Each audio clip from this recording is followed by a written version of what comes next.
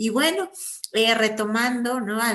La importancia que usted mismo ha mencionado en su exposición de la participación de la OCDE o de la OCDE, pues nuestro siguiente conferencista precisamente es el maestro Jacobo Pastor García Villarreal, especialista senior en políticas de integridad y adquisiciones de la Organización para la Cooperación y Desarrollo Económico, la OCDE.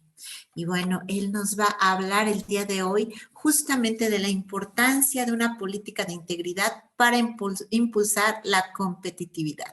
Y bueno, pues adelante, maestro Jacobo Pastor García Villarreal, bienvenido y atentos a escuchar su exposición. Muchísimas gracias por estar aquí.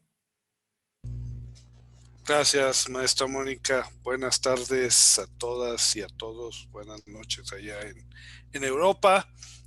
Gracias a la World Compliance Association por su invitación para participar en este Summit sobre Compliance, que me parece muy oportuno. Déjenme comenzar por hablar un poco de la OCDE, muy brevemente, solo en caso de que hay algunos colegas que quizá no conozcan bien la organización. La OCDE pues es una organización pública internacional, Organización para la Cooperación y el Desarrollo Económicos, que se compone de 38 países miembros y 5 socios con quienes pues tenemos una cooperación formal, si bien no son miembros de pleno derecho como los otros 38, pero juntos todos estos países representan alrededor del 80% del comercio mundial y la inversión. Prácticamente toda América del Norte somos países miembros. En Latinoamérica 4 países, México desde 1994, después Chile en el 2010, Colombia apenas el año pasado, el 2020, y apenas hace un par de meses, Costa Rica se volvió el 4º país latinoamericano miembro de pleno derecho de la organización. Prácticamente toda Europa Occidental y buena parte de Europa Oriental también son miembros. En Asia, Corea del Sur, Nueva Zelanda, Australia, Japón, y los países socios, que son Brasil, India, Indonesia y Sudáfrica. Además, bueno, hay una representación, una delegación permanente de la Unión Europea ante la OCDE, y básicamente lo que hacemos es, por medio de las reuniones de estos países y de expertos, promover el diálogo técnico y compartir experiencias, conocimientos sobre temas sociales, económicos y ambientales, ayudando a identificar soluciones de política pública para problemas comunes. Nuestro eslogan creo que es muy indicativo: mejores políticas para una vida mejor. Y dentro de este objetivo, pues brindamos información y asesoría a los países miembros y socios. Pues somos una de las fuentes más confiables y amplias de datos y análisis socioeconómicos comparados.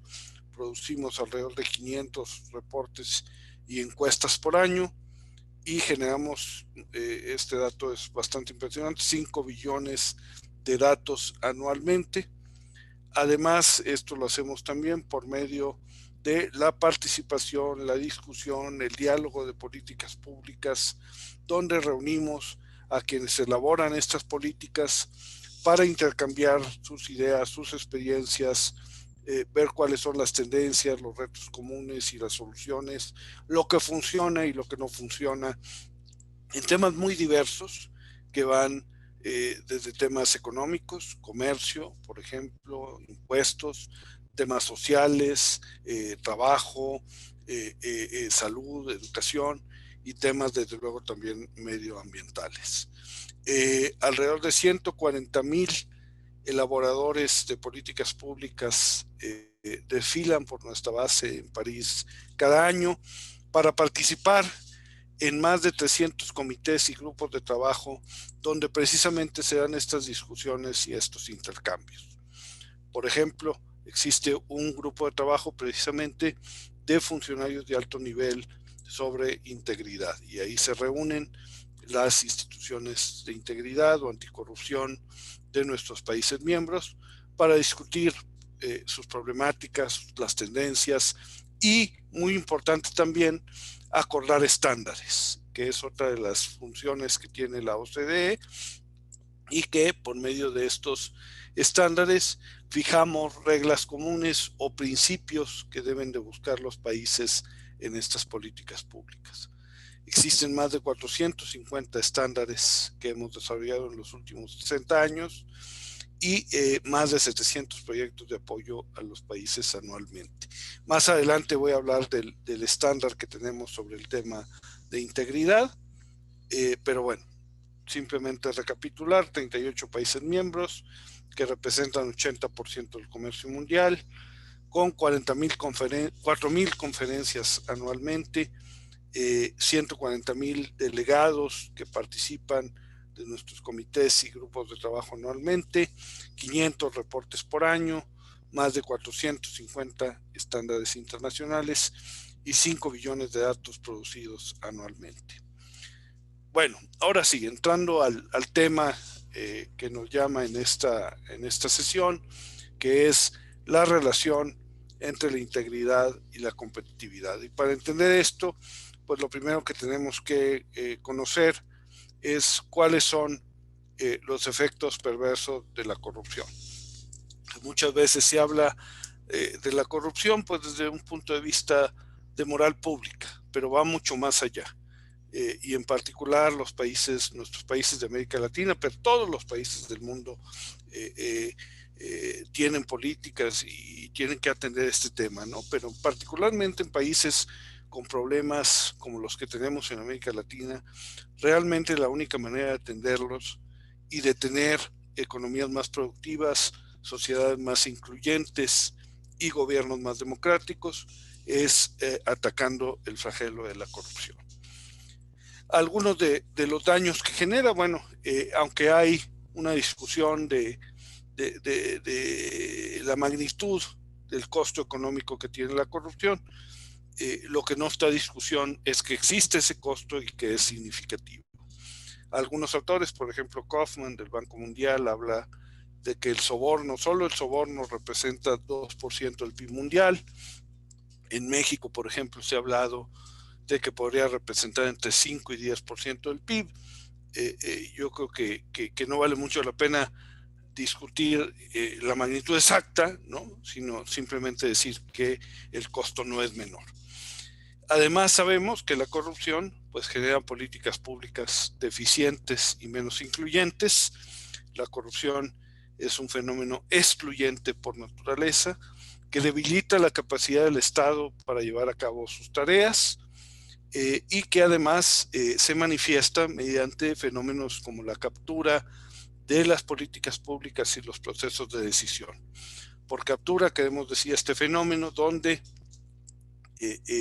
se captura, se influye en las instituciones y en las personas que elaboran políticas públicas para beneficiar intereses privados o particulares por encima del interés público, que es el que deben servir. También la corrupción genera un uso ineficiente de los recursos públicos, digamos, esto es bastante obvio, distorsiona el gasto, hace que las políticas sociales sean menos efectivas.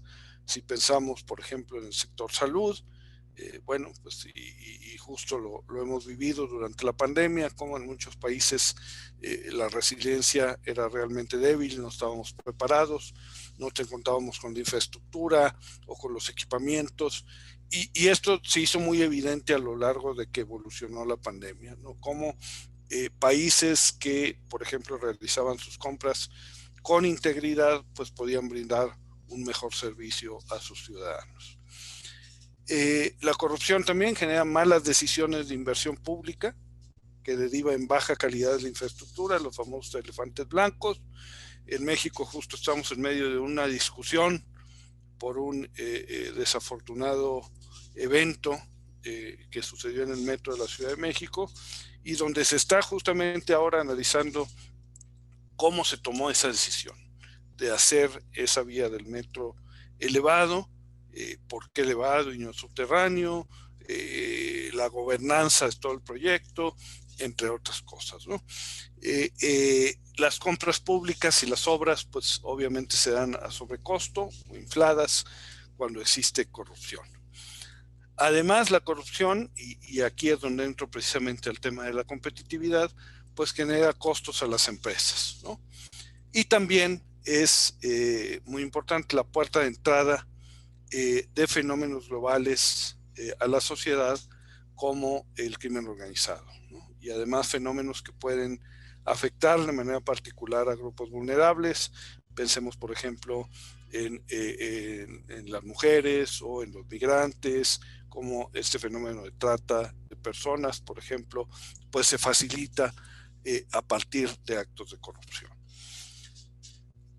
Además, la corrupción pues merma la confianza en los mercados y en las instituciones, genera una cultura de incumplimiento que puede derivar en otros fenómenos como la evasión de impuestos y por consiguiente en desigualdad, al ser las políticas fiscales pues el instrumento por excelencia para generar una dinámica de igualdad. Bajos ahorros, bajos créditos, incumplimiento de contratos, se vuelve un poco un sálvese quien pueda, ¿no? Y bajos ingresos para el Estado, pues significan baja capacidad para desarrollar sus instituciones y para proporcionar servicios, un uso ineficiente de recursos, más la incapacidad para recaudar, pues seguramente va a redundar en deuda, en déficits e incluso en países donde los bancos centrales no son autónomos, pues puede incluso llevar a tentaciones inflacionarias, ¿no? Y finalmente, pero no menos importante, la corrupción distorsiona la distribución de recursos de actividades productivas a actividades rentistas. En esta gráfica, pues simplemente es ver algunos de los puntos que estaba mencionando, como básicamente lo que nos muestra esta gráfica es que a mayor percepción de corrupción hay menores ingresos fiscales en los países. Y esta otra también nos muestra una correlación entre la percepción de corrupción y las tasas de inflación, y parece haber una correlación pues más o menos robusta. Muy bien. Digamos, todo esto que he hablado pues es a nivel más macro, ¿no? Pero a nivel micro pudiéramos hablar de algunos fenómenos de corrupción que más afectan la competitividad de las empresas, ¿no? Entendiendo por competitividad como la capacidad de una empresa para adentrarse en un mercado, crecer y mantenerse en el mismo. Y entonces, a partir de esa definición, pues podríamos decir que cualquier forma de corrupción que restringe la entrada al mercado es por tanto dañina a la competitividad. Algunos ejemplos: la colusión, este fenómeno que se da en las contrataciones públicas cuando las empresas se ponen de acuerdo ilegalmente, porque es un delito, para, como quien dice, repartirse el pastel, ¿no? Ya sea geográficamente o por concurso o por institución, etcétera, etcétera, ¿no? Pero el punto es que se ponen de acuerdo para manipular las condiciones de compra y repartirse el pastel, ¿no? Y esto es muy dañino porque en diferentes estudios se ha encontrado que el costo de los bienes y servicios que compra el Estado cuando hay un fenómeno de colusión puede aumentar hasta en un 20%, pero incluso se han observado casos donde aumentan mucho más. Y en un caso que vivimos en México, en el caso del mercado de la insulina, donde el IMSS precisamente detectó un caso de colusión, detectó y sancionó un caso de colusión, y una vez que eso pasó, el precio inmediatamente bajó 57.6%, ¿no? Y de nuevo, pues aquí estamos hablando de un insumo, pues literalmente de vida o muerte para quien padece diabetes y necesita de un suministro de insulina constante, ¿no? La captura, ya hablaba yo de que se trata cuando estas decisiones se toman en favor de grupos particulares o de intereses particulares y no en favor del interés público. Y por intereses públicos, pues me refiero, por ejemplo, a la competencia, a la protección de los consumidores, al medio ambiente, a la protección civil, etcétera, etcétera, ¿no? Y la captura puede derivar en regulaciones que afectan a unas empresas por sobre otras y que restringen la entrada al mercado. Por ejemplo, nosotros al trabajar con algunos municipios encontramos casos donde, por ejemplo, el municipio restringía el número de tortillerías que podía haber en una colonia, ¿no? Cuando le preguntábamos a los responsables, bueno, ¿cuál es la lógica detrás de esa restricción? Pues no quedaba claro, ¿no? Y era, por lo tanto, posible que hubiera presiones del gremio para que se pusiera esa restricción y, por tanto, limitar la entrada al mercado de nuevos competidores. La corrupción que repercute en el ambiente de negocios, pues desde luego también es muy dañina para la competitividad porque genera incertidumbre en las reglas del juego, se vulnera el Estado de Derecho, genera inseguridad, impunidad y, como ya decía también, bueno, la corrupción pues genera fenómenos de, por ejemplo, crimen organizado, facilita fenómenos de crimen organizado.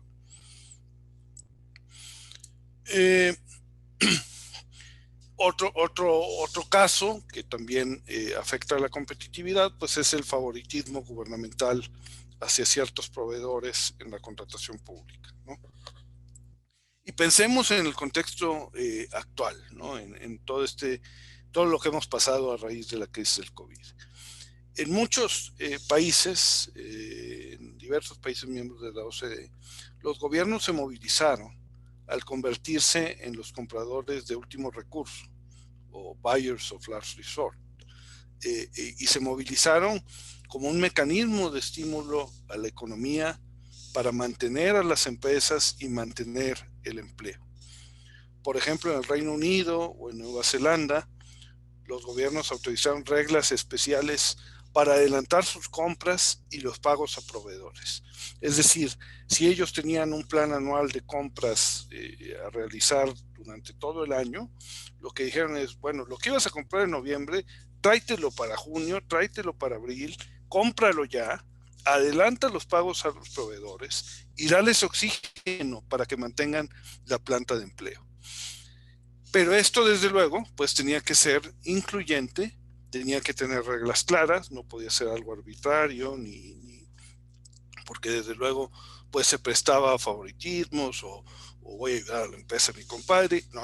Tenía que haber reglas muy claras para que fuera efectivo en términos de mantener la planta de empleo y de equidad, de acceso sobre un piso parejo, ¿no? Entonces el favoritismo, pues también hemos visto que se presenta a veces en los pagos, ¿no? Y pues bueno, no hace mucho, seguramente muchos de nosotros habremos visto en México, que estuvo en los medios como los retrasos en los pagos por parte de administraciones estatales, los retrasos o de plano el no pago, ¿no? Generaron la quiebra de un buen número de empresas, ¿no? Y eso significa, otra vez, pues la pérdida de empleos, ¿no? Y la pérdida del medio de subsistencia de familias y de muchas personas, ¿no?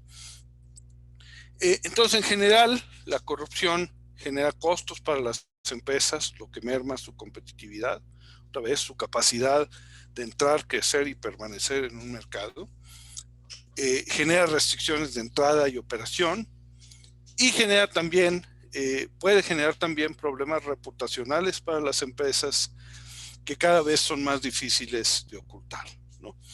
Pensemos una empresa que a lo mejor pues está contaminando un río o algo así y dice, bueno, pues, nadie se va a dar cuenta, pues hoy es tan sencillo como que una persona tome un celular, grabe un video, lo sube a YouTube o lo sube a Facebook o alguna plataforma, se vuelve viral y el problema reputacional para la empresa pues se vuelve algo grave, ¿no? En este tema precisamente de la integridad empresarial, pues ha habido una evolución interesante en los últimos años. Hasta hace poco, hasta hace un par de décadas, no era tema. Incluso muchas empresas tenían unidades o áreas para lograr negocios a través de sobornos y otras prácticas corruptas. Digo, el caso más emblemático y más conocido es Odebrecht, pero además se sabe que en Europa existían estos fenómenos, por ejemplo, para hacer negocios en África. Y bueno, cuando se reconoce que esto era un problema, pues entonces los países empiezan a generar leyes y regulación para sancionar ese tipo de fenómenos. Y además también las organizaciones internacionales pues nos sumamos a ese esfuerzo. Además, hoy en día se reconoce que la integridad es un buen negocio. Cada vez más gobiernos o cadenas de suministro requieren prácticas de integridad empresarial precisamente para evitar estos riesgos reputacionales.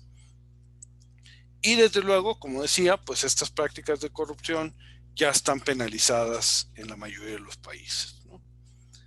En el caso de la OCDE, uno de los instrumentos que generamos para regular y para sancionar este tipo de fenómenos es la Convención para combatir el cohecho de servidores públicos extranjeros en transacciones comerciales internacionales.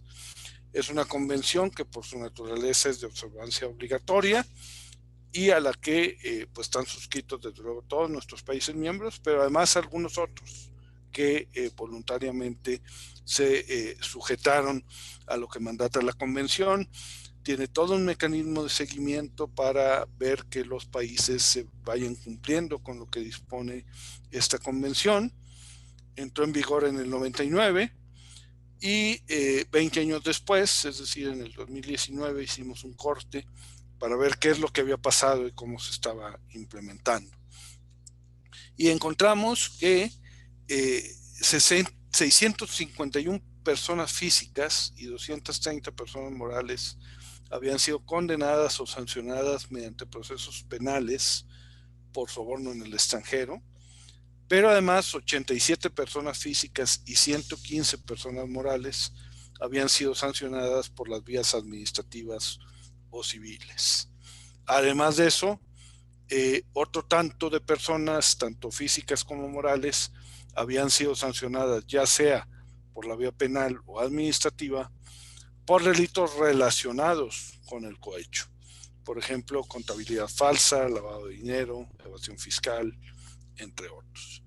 Y encontramos que 28 estados parte de la convención reportaron tener 492 investigaciones en curso por soborno en el extranjero. En México, por ejemplo, no ha habido todavía ningún caso de una persona sancionada, y esto es algo que hemos subrayado en los diferentes informes de seguimiento de implementación de la convención. Pareciera ser que va a haber una o algunas pronto, pero bueno, pues todavía eso está por verse. Y el 13% de los casos eran referidos a las autoridades mediante mecanismos de asistencia mutua entre los países, ya fueran formales e informales. Y es que estos fenómenos y el atacar la corrupción efectivamente, pues requiere necesariamente de la cooperación internacional. Si pensamos, por ejemplo, una de las vertientes del combate a la corrupción, que es la recuperación de activos, las ganancias derivadas de negocios turbios o irregulares pueden acabar en diversos países, ¿no? Y para conseguir esa recuperación, pues necesariamente tienen que existir mecanismos de cooperación internacional. Además, nos pusimos a ver en qué tipo de actividades se presentaban los fenómenos de cohecho. Y encontramos que el 57% de los casos tenían que ver con contratos públicos, es decir, ahí hay una actividad de particular riesgo. Después el 12% con procedimientos aduanales, el 6% con procedimientos relacionados con impuestos, otro 6% con autorizaciones, licencias, permisos, etcétera. Pero principalmente los contratos públicos y en segundo lugar los procedimientos aduaneros destacaron como actividades en las que se daba el cohecho. Además de la convención, tenemos otro instrumento, un estándar de los que hablé al principio de mi intervención, un estándar en materia de integridad pública, que llamamos la Recomendación sobre Integridad Pública. Una recomendación en el lenguaje de la OCDE es una serie de principios acordados por los países miembros de la organización de hacia dónde deben de dirigirse las políticas en diferentes temas. En este caso, integridad pública. No tiene la fuerza de una convención. La convención sí es un instrumento de observancia obligatoria. La recomendación es un instrumento más, vamos a llamarlo así, suave o soft, ¿no? Pero al partir del acuerdo de los países miembros, pues tiene una fuerza, digamos, política y moral, y hay una expectativa de que los países se acerquen a su cumplimiento. Esta recomendación se basa en 3 pilares. El primer pilar es sistemas, y aquí vemos todo lo que tiene que ver con el diseño institucional de la lucha contra la corrupción, las responsabilidades y cómo se distribuyen en el engranaje institucional, los mecanismos de coordinación, las estrategias, etc. El segundo pilar tiene que ver con rendición de cuentas, y aquí observamos algunos temas relacionados con gestión de riesgos, con auditoría, con vigilancia y supervisión. Y el tercer pilar es lo que llamamos la cultura de integridad. Y aquí vemos temas que tienen que ver con el liderazgo ético en las instituciones, con qué tan meritocráticas son las instituciones, con la participación ciudadana, con la apertura, la transparencia, entre otros temas. No nos referimos a cultura de integridad, y creo que es importante mencionarlo porque también en algunos contextos ha habido una discusión de si la corrupción es un fenómeno cultural, ¿no? O de si, por ejemplo, si en Latinoamérica hay corrupción porque somos latinoamericanos o porque nos invadieron los españoles, cosas así, ¿no? Y nosotros no creemos eso. Nosotros lo que creemos es que cuando estos 3 pilares son fuertes, son robustos, es más difícil que se presente un fenómeno de corrupción aquí, en China, en Europa o donde sea. Y viceversa, cuando estos 3 pilares no son fuertes, es más fácil que se presente un fenómeno de corrupción. Entonces la lección es pues que hay que ponernos a trabajar en desarrollar los elementos de estos 3 pilares. Y por consiguiente lo que se busca es pues atacar este monstruo de 1000 cabezas, ¿no? Que vemos aquí, y pasar de una cultura de casos reactiva que va atendiendo y sancionando casos a una cultura proactiva de prevención y gestión de riesgos de corrupción. Finalmente, para cerrar mi intervención, quisiera hablar un poco también del contexto actual y de cómo la integridad se ha visto afectada o es influenciada por el contexto del COVID-19. Y en Latinoamérica pues hemos observado, desgraciadamente, hasta podría decir, siendo yo latinoamericano, pues que ha sido un poco vergonzoso, ¿no? El encontrar repetidamente reportes sobre fenómenos de corrupción en Latinoamérica a partir de las acciones que tomaron los gobiernos para atender la crisis del COVID. En la OCDE pues nos pusimos rápidamente a analizar cuáles habían sido los efectos del COVID en diferentes tipos de políticas públicas, y creamos todo un acervo de reportes y análisis sobre esto, ¿no? Entonces, nuestra página de internet, ahí encuentran, por ejemplo, reportes sobre la integridad y el COVID, el desarrollo regional y el COVID, las políticas de salud y el COVID, la educación y el COVID, el medio ambiente y el COVID, etcétera, etcétera, ¿no? Si mal no recuerdo, teníamos cerca de 200 reportes en esta base de datos sobre cómo afectaba el COVID a diferentes áreas de política pública. Y específicamente en el tema de integridad, lo que encontramos, bueno, sabíamos ya, y esto está bien documentado, de que los riesgos a la integridad aumentan durante las crisis y las emergencias. Tres áreas particularmente relevantes en la creación o en la emergencia de riesgos a la integridad. Las contrataciones o las compras del Estado, los paquetes de estímulo económico y la integridad en las organizaciones públicas. Y voy a explicar un poco cada una de ellas. En lo que tiene que ver con contrataciones de emergencia, pues lo que sucedió, y yo creo que todos lo vimos, es que todos los países salieron a comprar los mismos insumos, mascarillas, respiradores, guantes, batas, equipo de protección personal, etcétera,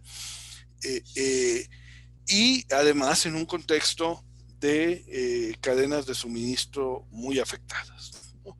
Entonces, se crearon ahí muchísimas presiones para fenómenos de corrupción, incluso, vamos a llamarle así, de corrupción a la inversa, ¿no? Porque típicamente en un proceso de contratación, cuando se da un fenómeno de corrupción, pues es el oferente quien, por ejemplo, soborna a una autoridad para que sea beneficiado con un contrato, ¿no?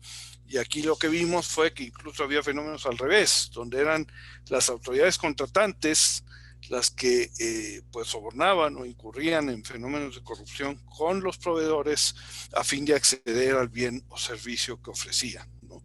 Dada la escasa oferta de ese bien o servicio, ¿no?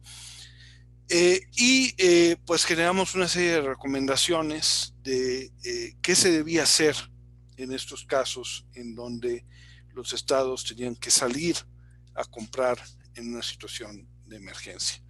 Porque además, pues todos lo sabemos, esas compras pues no estuvieron sujetas a los procedimientos estándar por la prisa, que era entendible, ¿no? Era necesario atender una situación rápidamente, ¿no? Entonces había prisa por acceder a los bienes y servicios y no se podía recurrir a los procedimientos estándar por el tiempo que toman, ¿no? Sin embargo, eso no quiere decir que no se debe mantener y conservar la documentación de esos procedimientos de contratación de emergencia. Sugerimos también revisar la legislación y desarrollar lineamientos detallados para ese tipo de contrataciones en situaciones de emergencia. De preferencia, favorecer instrumentos ya existentes que mantienen algún grado de competencia en el mercado, como por ejemplo los contratos marco. Igualmente, sujetar todos los procedimientos de contratación de emergencia a procesos de auditoría, adaptar las estrategias de auditoría y vigilancia. Muchas entidades de fiscalización superior en el mundo tuvieron que adaptarse a la imposibilidad de realizar auditorías in situ y pues tuvieron que hacer uso de las tecnologías de la información. Hubo algunas que estaban bien preparadas, hubo otras que no y tuvieron que pues acercarse a esa buena práctica. También respetar las cláusulas de extinción para las contrataciones de emergencia, es decir, una vez que pasaba la situación crítica, pues volver a los procedimientos estándar, favoreciendo las licitaciones competitivas. Usar o expandir el uso de la contratación electrónica de manera de, primero, hacer más rápidos y eficientes los procesos, pero además cortar el contacto directo entre las instituciones contratantes y los compradores, y los proveedores, y mecanismos para afrontar disrupciones futuras en las cadenas de suministro. Por ejemplo, la Unión Europea pues creó una reserva estratégica de equipos de protección personal, ¿no? De manera de estar en mejores condiciones para afrontar las siguientes crisis que seguramente las habrá. La segunda área que encontramos de alto riesgo en este tipo de situaciones son los paquetes de estímulo económico, y esto es particularmente relevante en el momento actual, porque muchos países están buscando alternativas para estimular sus economías, para volver a la senda del crecimiento, y para ello han destinado fondos cuantiosos que, si se manejan apropiadamente, pues efectivamente van a ayudar en ese objetivo, pero que si se presentan fenómenos de corrupción, fraude, desvíos, pues no solamente no van a tener el efecto que esperamos, sino que pueden redundar en mayor desigualdad, o al menos retrasar la recuperación. Pensemos, por ejemplo, en programas de infraestructura, o también en programas de transferencias de dinero a empresas o a personas en lo particular. Bueno, pues todas estas son actividades de alto riesgo que deben estar bien normadas y vigiladas. Y aquí lo que recomendamos es asegurar que las funciones de auditoría interna disponen de los recursos necesarios para hacer esa vigilancia. En Estados Unidos, por ejemplo, los paquetes de estímulo, desde su concepción legislativa, pues contemplaban el destinar ciertos recursos a las labores de auditoría y vigilancia.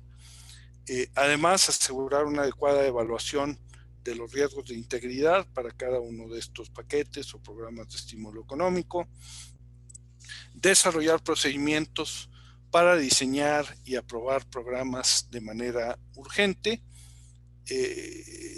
facilitar que las auditorías internas puedan generar retroalimentación derivada de las revisiones que llevan a cabo, es decir, que generen datos, que generen información, lo que llamamos en inglés insight, y perspectiva, o lo que llamamos también foresight, en preparación para las crisis del futuro que, como ya decía, se van a presentar.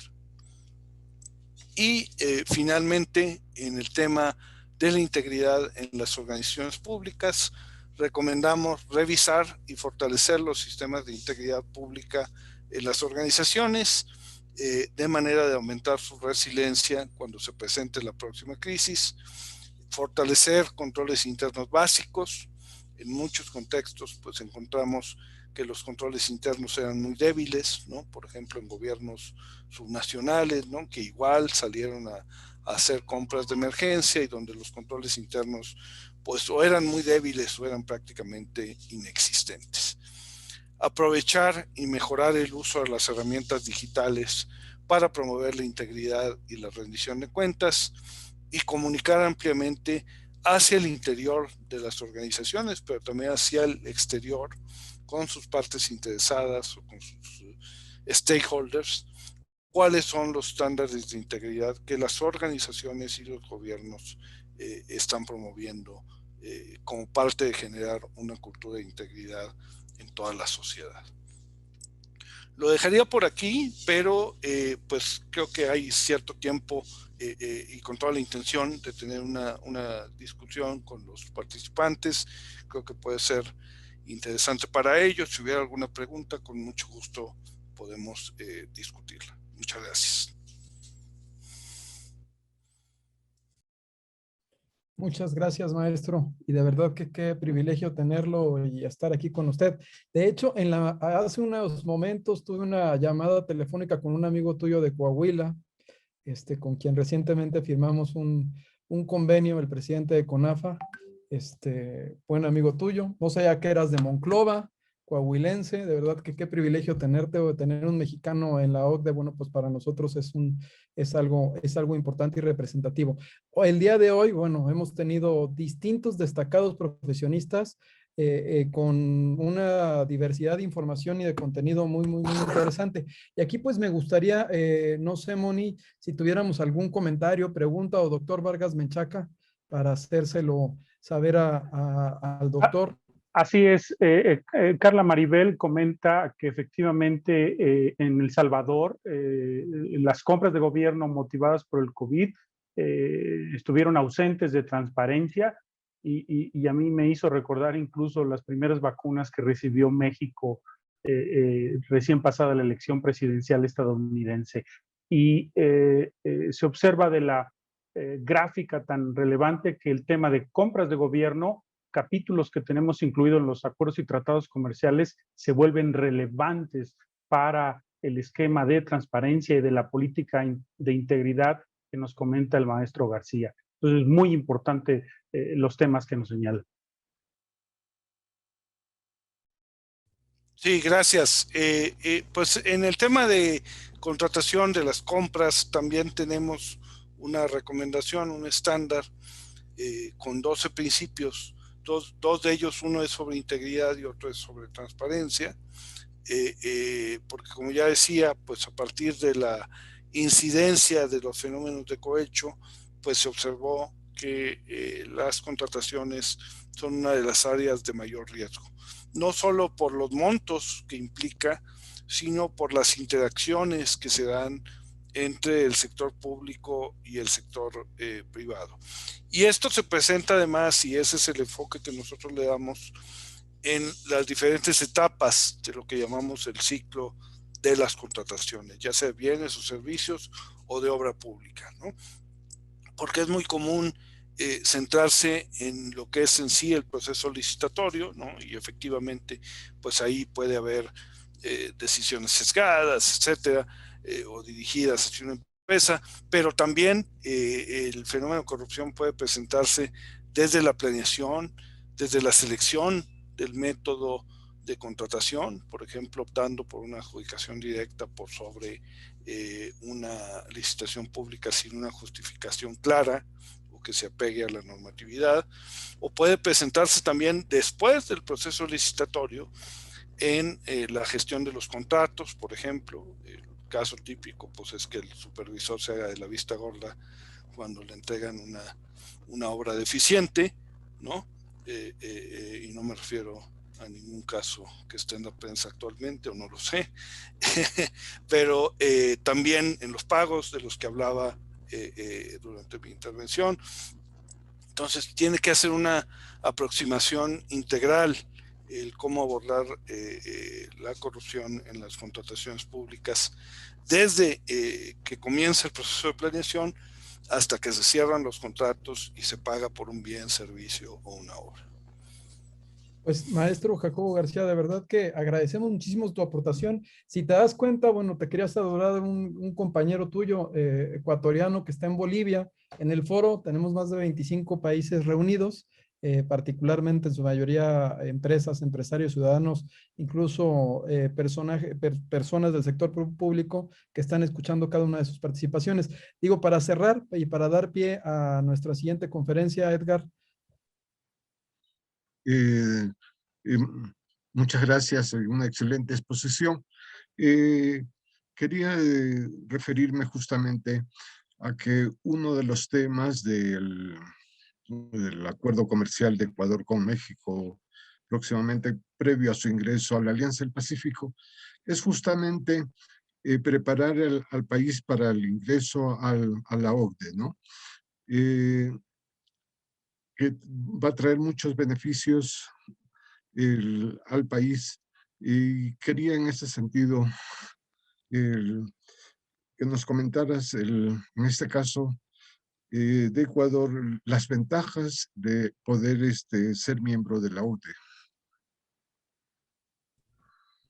Claro que sí, con mucho gusto. De hecho, pues es un proceso un tanto complejo, ¿no? Porque tiene que partir del acuerdo de los 38 países miembros, es decir, los 38 países miembros tienen que estar de acuerdo para hacer la invitación a un país a comenzar el proceso de adhesión a la OCDE.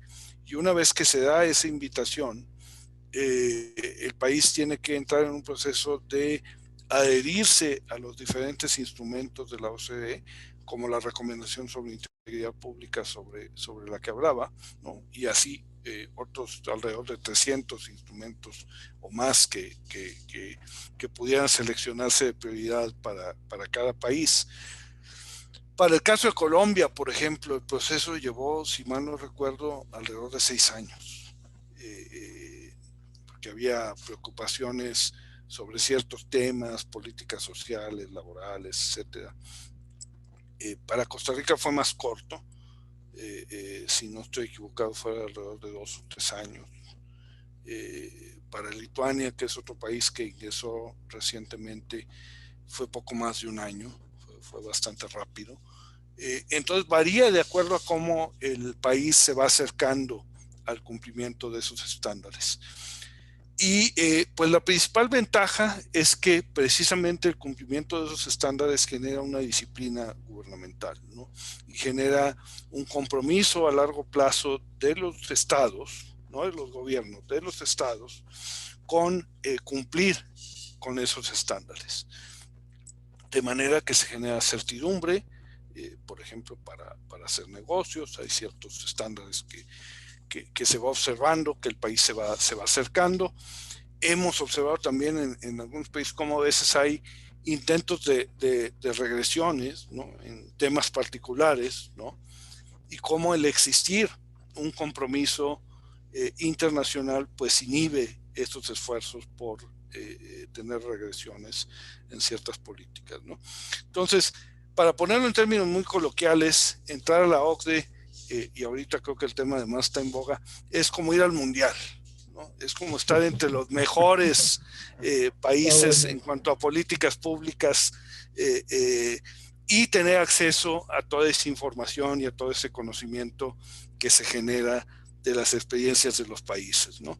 Entonces, los países que están en la OCDE, digámoslo así, están en el mundial de las políticas públicas, ¿no? Y los que no están, pues están todavía en esos procesos de eliminatorias, ¿no? Y ver quiénes llegan y cumplen con ciertos parámetros para llegar a esa etapa, ¿no? Pues maestro Jacobo García, de verdad, pues desafortunadamente el tiempo se nos terminó. Bueno, y en la OCDE hay que decir que sí jugamos el 5º partido, ¿no? Ahí sí pasamos a las finales como México, ¿no? De verdad tenemos buenos baluartes que son medios puntas. Pues maestro, de verdad que te agradecemos muchísimo el espacio que nos diste. Seguramente no es la primera ni será la última de las reuniones que tendremos con ustedes. Es fundamental el esfuerzo que están realizando y las recomendaciones nosotros también las estamos adoptando. Y de nuevo cuenta te agradecemos. Moni, como secretaria general del capítulo México World Compliance, no sé si puedas dar lectura del reconocimiento virtual, pero te lo hacemos llegar con mucho cariño, maestro, y de verdad que nuestro agradecimiento y aprecio por sumarte a esta cumbre. Claro que sí, por supuesto, un honor para mí entregar este reconocimiento y porque no solamente por su participación en este evento, sino por todos los esfuerzos que está haciendo en temas de integridad pública que, bueno, la verdad es que son necesarios. Maestro, pues, le entrego este reconocimiento por su participación como ponente en este primer Summit LATAM de Compliance en International Business Custom and Logistics. Y bueno, se lo otorga, por supuesto, nuestro presidente en la World Compliance Association, capítulo México, el doctor Octavio La Torre Estéfano, el doctor José Manuel Vargas Menchaca, presidente del Comité Técnico y de Estudios de Comercio Exterior y Aduanas, y, por supuesto, el presidente de la World Compliance Internacional, el doctor Diego Cabezuela Sancho. Y bueno, pues agradeciéndole su participación, maestro, también le extiendo una invitación para que nos siga acompañando en esta jornada. Y bueno, muchísimas gracias por toda su generosidad y siempre su disposición de compartir estos eventos con la World Compliance. Es su casa. Que tenga bonita tarde. Y bueno, muchas gracias a ustedes. Muchas gracias a todos.